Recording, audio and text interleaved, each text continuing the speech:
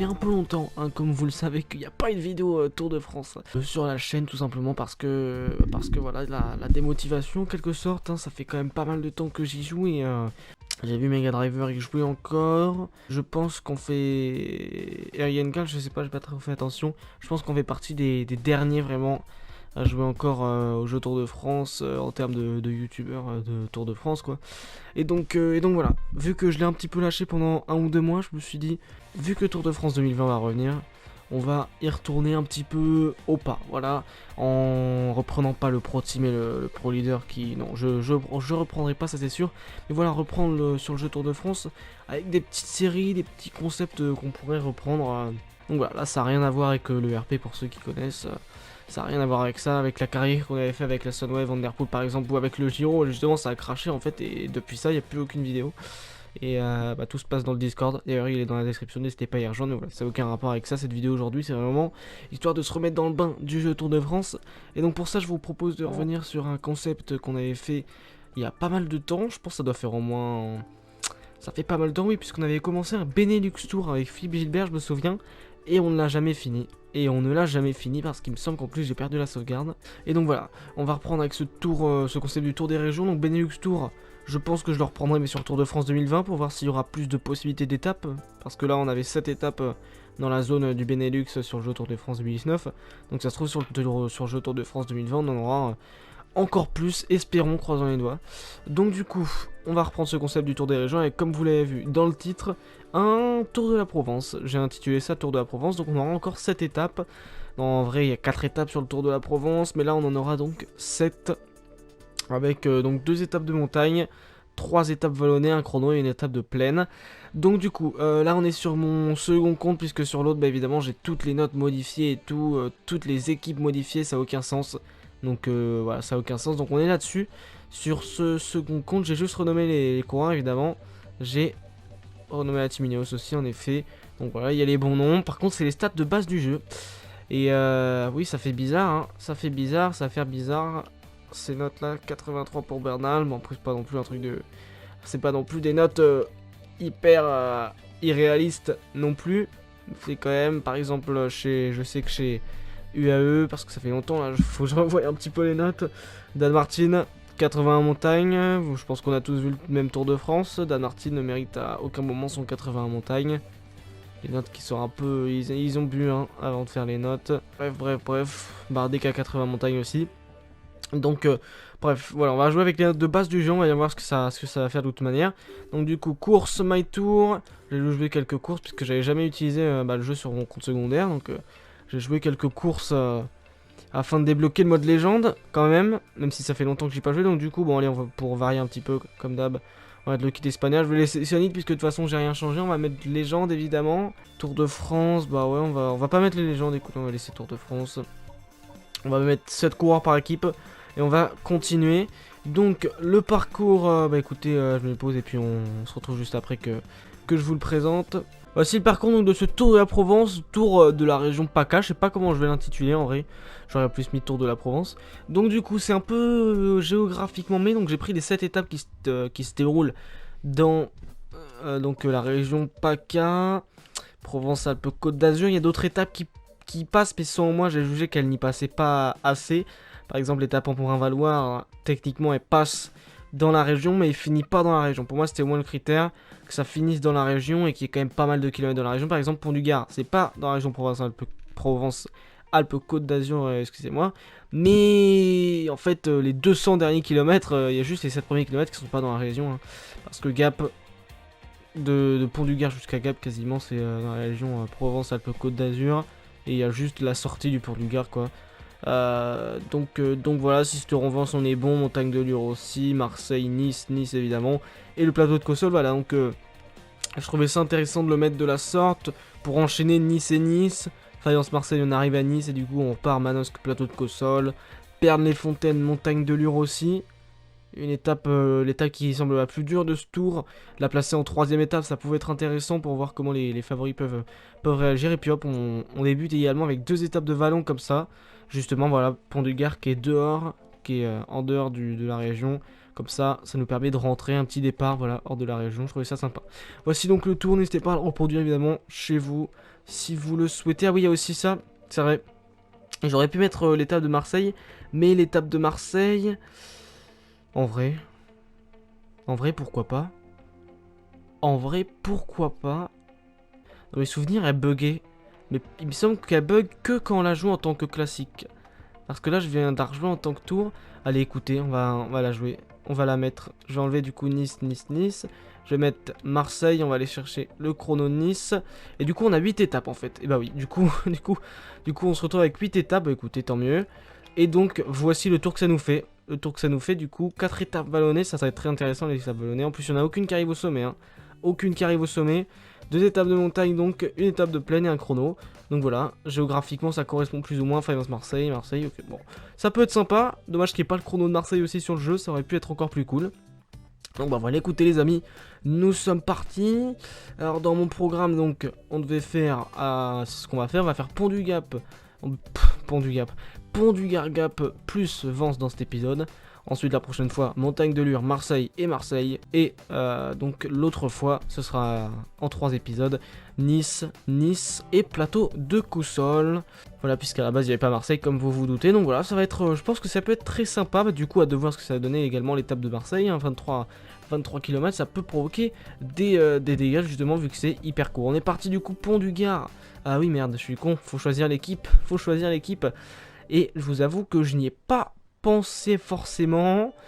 Écoutez, justement, vu que, comme on en parlait, la G2R est un peu trop cheatée, on va partir du côté de la G2R. En plus, il n'y a pas de réelle étape de sprint, hormis Fayence Marseille, qui souvent est vouée aux échappées en plus, c'est ça le pire. Voilà l'équipe que je vais prendre, en vrai, Nasson, donc logiquement pour les échappées, en plus il est bon au vallon, hein. Bardet évidemment pour le général, Galopin pour le vallon, Vuillermoz aussi que cheaté là, qu'est-ce qui se passe, 78 de vallon, 78 d'accélération, 77 de montagne. Il a ses notes de 2015 quoi, je pense qu'il faudrait les mettre à jour.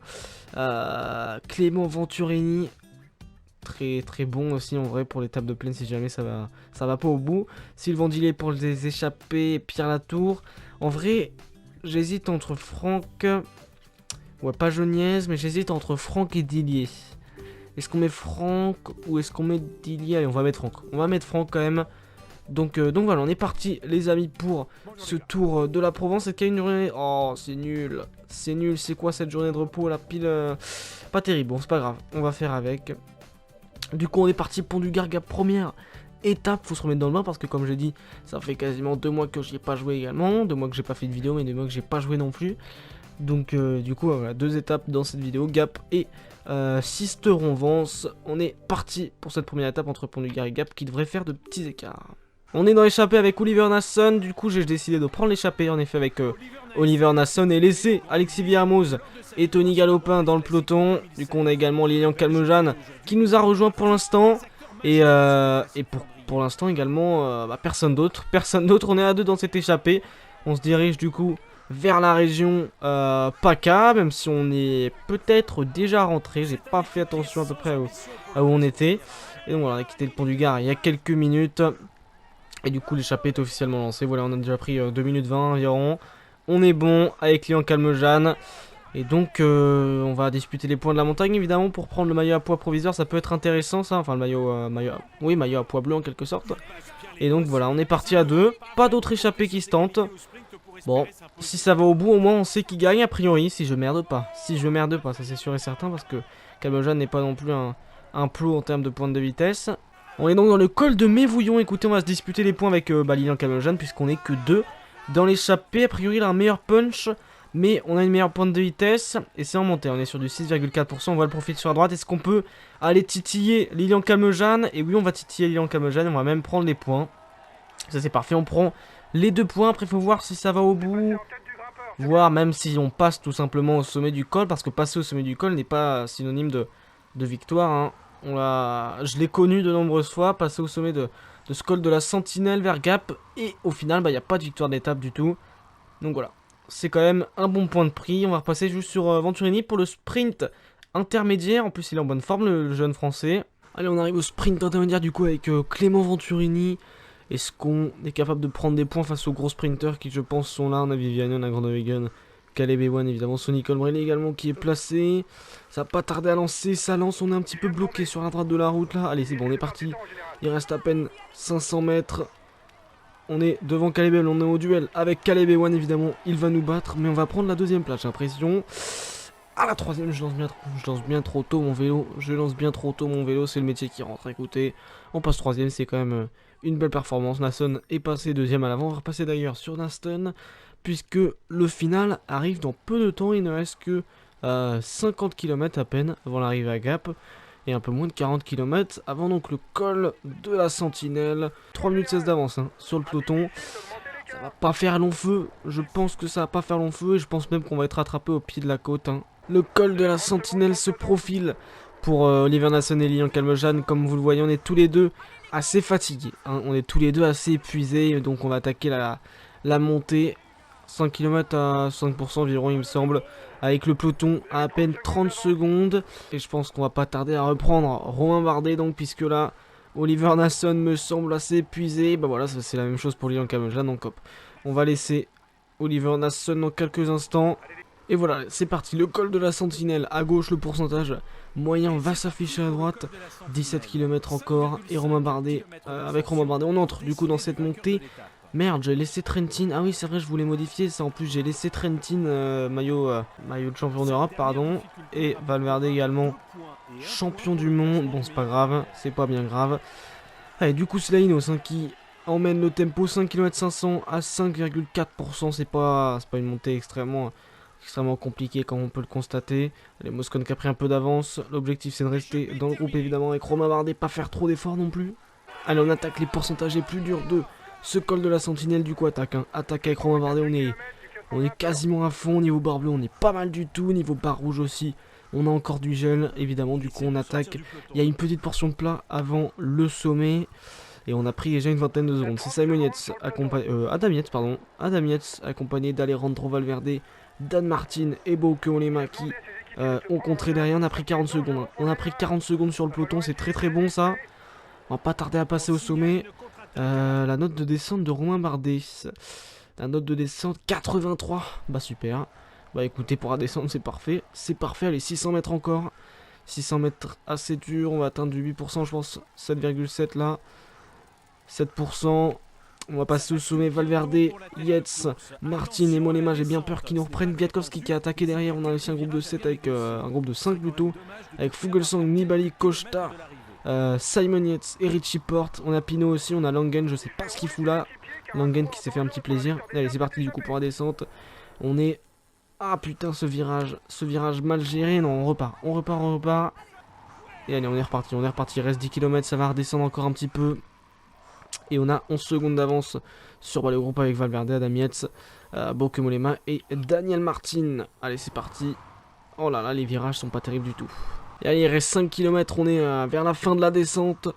Romain Bardet qui va donc se précipiter du coup vers la fin de la descente. Allez, faut récupérer un petit peu parce que niveau barre bleue c'est très limite. J'ai fait la descente quasiment à fond pour distancer le plus possible Valverde, Martin, Adam Yates et Bauke Mollema sur qui on a 16 secondes d'avance.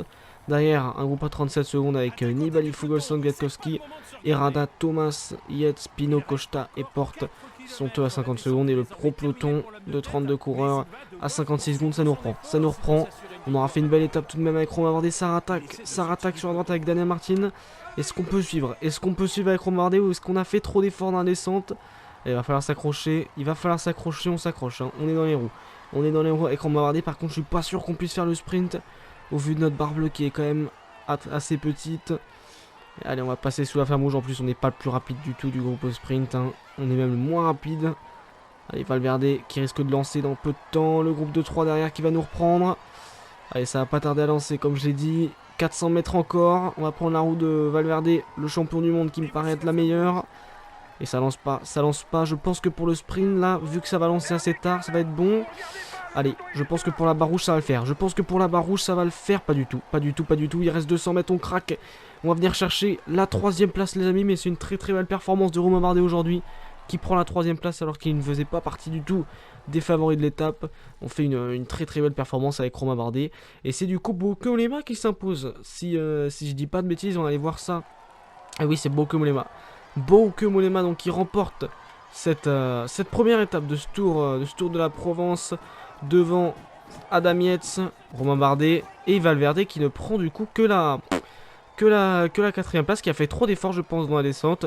Kwiatkowski 5, Fuglsang 6 et Nibali qui fait 7 du coup, et c'est Daniel Martin qui ne fait également que 8ème, et le peloton donc qui arrive derrière après de 1 minute, et ça c'est une bonne nouvelle parce qu'on va reprendre du temps sur pas mal de favoris. Victoire du coup de Bauke Mollema devant Adam Yates, Romain Bardet et Alejandro Valverde, donc très belle performance de Romain Bardet. On vient prendre la 3ème place à 0 secondes. Franchement, je suis plutôt satisfait de ce qu'on a fait aujourd'hui. Bauke Mollema du coup qui prend la victoire d'étape, qui a fait une belle course aussi. Adam Yates, très belle course également, 2ème. Je ne m'attendais pas à voir Adam Yates ici.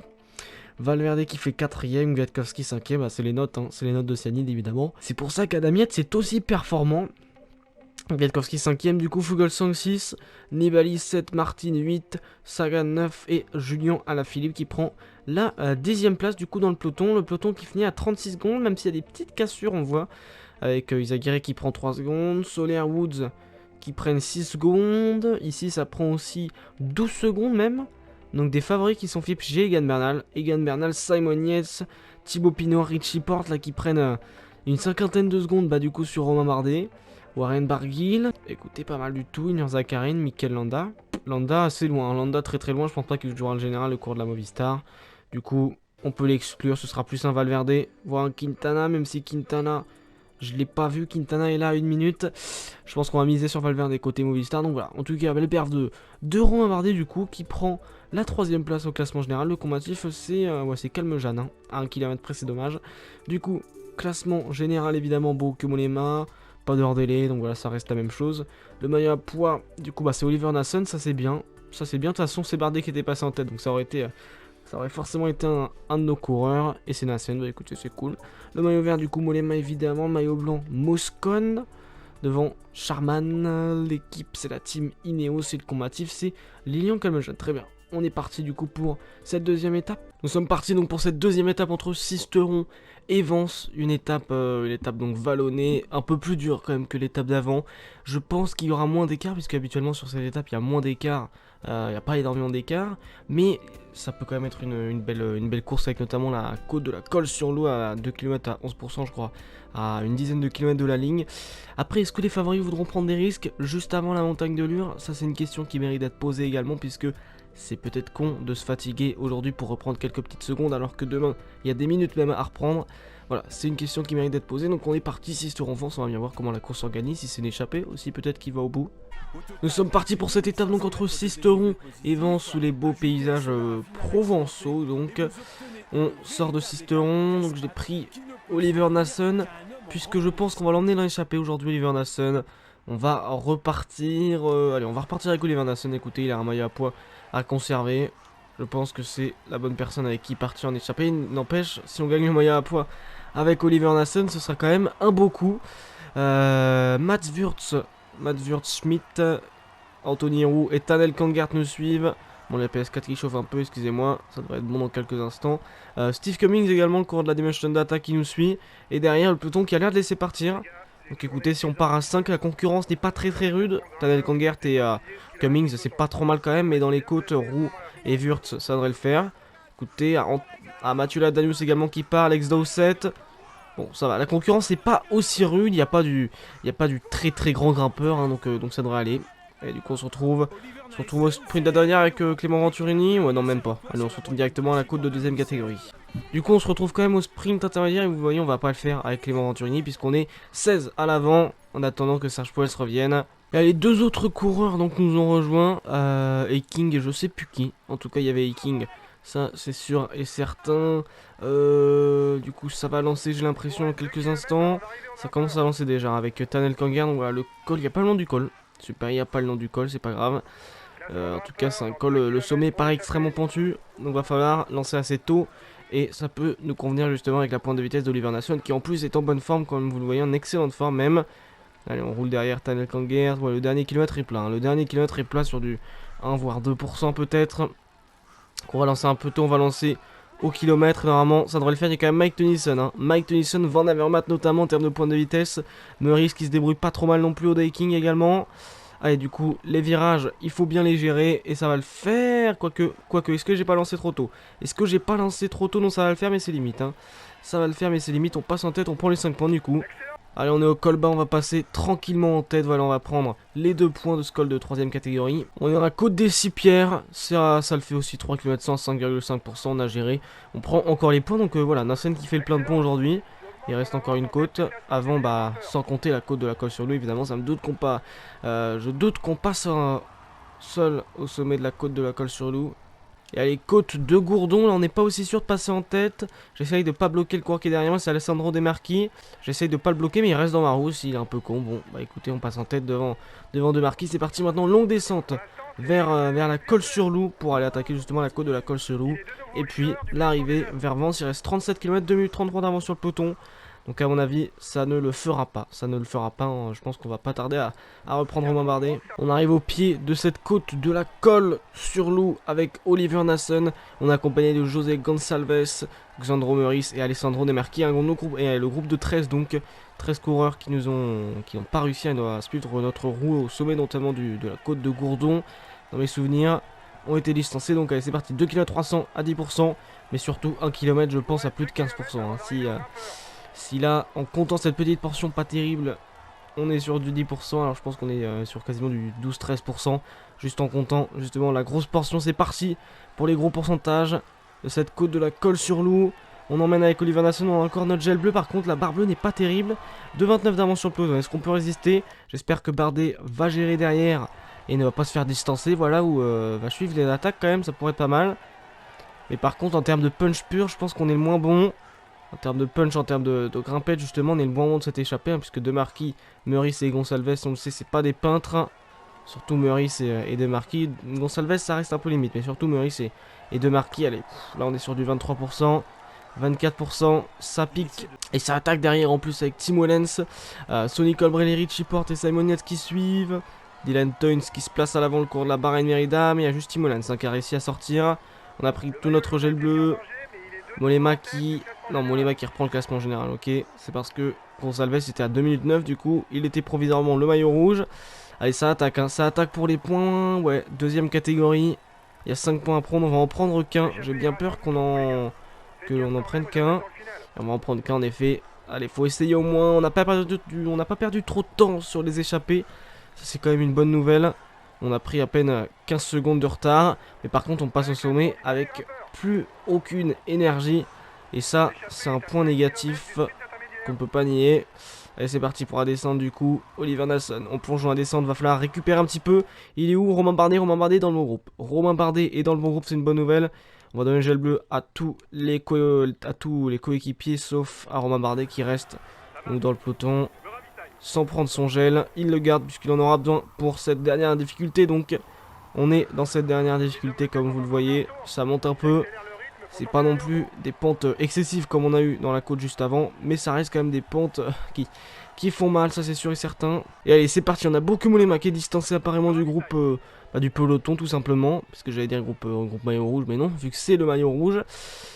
C'est dangereux ça pour Bokeh Molema, je sais pas ce qu'il fait, il joue avec le feu en tout cas. Romain Bardet lui, il est encore dans le bon groupe. Et avec Oliver Nassen, faut pas se voiler la face, on n'a plus aucune chance de victoire. Donc on va repasser sur Romain Bardet puisque là les attaques vont s'enchaîner à 6 km de l'arrivée. Il y a un sprint intermédiaire qui est placé très proche de l'arrivée. Caractéristique du Paris-Nice, hein, qui place des sprints intermédiaires vers la fin d'étape, puisqu'il y a des sprints, il y a des bonifications à prendre sur les sprints au Paris-Nice. Allez, c'est parti, on sort avec Romain Bardet, on place une offensive, écoutez, comme on a fait hier. On place une nouvelle offensive sur cette étape. Est-ce qu'on peut... On n'ira pas chercher les coureurs à l'avant, ça c'est sûr et certain. Je sais pas pourquoi j'allais dire ça, mais on n'ira pas chercher les coureurs à l'avant. Et donc on va avoir un sprint entre Alessandro De Marchi et Xandro Meurice. Oliver Nassen qui a complètement craqué le maillot à pois bleu, qui va finir très très loin, qu'on va même peut-être rattraper. Et qu'on va même sûrement rattraper même, puisqu'il est dans le groupe de 2 juste devant avec Mathieu Ladanius. Allez, faut s'accrocher à ce groupe avec Romain Bardet. On a une grosse barre bleue, donc je pense que ça va le faire. C'est qui sont sortis là? C'est Nibali Yates, Nibali Adam Yates non, c'est Toynes, pardon. Toynes, Wellens, et ça doit être Dan Martin. On est à Alejandro Valverde également, on est dans le groupe. On est dans le bon groupe, par contre derrière il y a des coureurs qui sont en train de se faire piéger.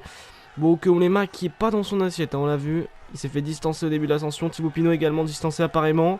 Allez, dernière petite pente, après ça sera descendant. On revient sur Oliver Nassen, est-ce qu'il peut nous aider? Il peut nous aider, mais pas pour très longtemps. Ah bah super. Ce qui m'a... C'est pas une super aide de me bloquer, je m'attendais à mieux quand même. Bon bah écoutez, allez, on va passer au sommet. J'essaie une petite dernière banderille. Mais bon, ça va pas le faire du coup à l'avant. On va avoir sprint entre Meurice et De Marquis. Voilà, de toute façon, on va pas reprendre de temps. Hein. On va pas reprendre de temps, ça c'est sûr et certain, puisqu'on est déjà trop fatigué. On revient sur Tanel Kangert, mais derrière, Martin a suivi. Et le peloton est juste là, le peloton d'une vingtaine de coureurs. Par contre, Thibaut Pinot qui est en train de perdre du temps. Thibaut Pinot avec Jesus Serradar, Rui Costa, Tichbenoot et Tony Galopin. À l'avant, c'est Xandro Meurice qui s'impose devant De Marquis. Ça lance le sprint, l'objectif est de ne pas perdre de temps. Et de ne pas perdre de secondes, par contre, Adam Yates va en reprendre. Adam Yates va reprendre du temps, j'ai bien l'impression. J'ai bien l'impression qu'il va reprendre quelques petites secondes. Attention, Bauke Mollema, nous on est dans le bon groupe. On est dans le bon groupe, c'est bon. C'est parfait, on ne perdra pas de temps aujourd'hui. Contrairement à certains coureurs, comme Thibaut Pinot, par exemple, qui va perdre du temps. On se retrouve du coup pour les classements de l'étape. Mais en vrai, je suis plutôt satisfait de l'étape avec Romain Bardet. On a tenté dans le final. Avec Oliver Nassen, c'est pareil. On prend pas mal de points aujourd'hui. Donc, franchement, belle étape de la G2R. Et l'objectif, c'est d'aller chercher une victoire étape, évidemment, sur ce Paris-Nice. Et je suis sûr qu'elle va venir. Victoire donc du jeune Xandro Meurice, le coureur belge qui s'impose. Aujourd'hui, avance devant Alessandro De Marquis, José Gonçalves, Serge Pauwels et Rudy Mollard. On a Romain Festis, Valgren 7, Geschke 8, Kreuziger 9 et King 10. Et donc Kwiatkowski est le premier des favoris.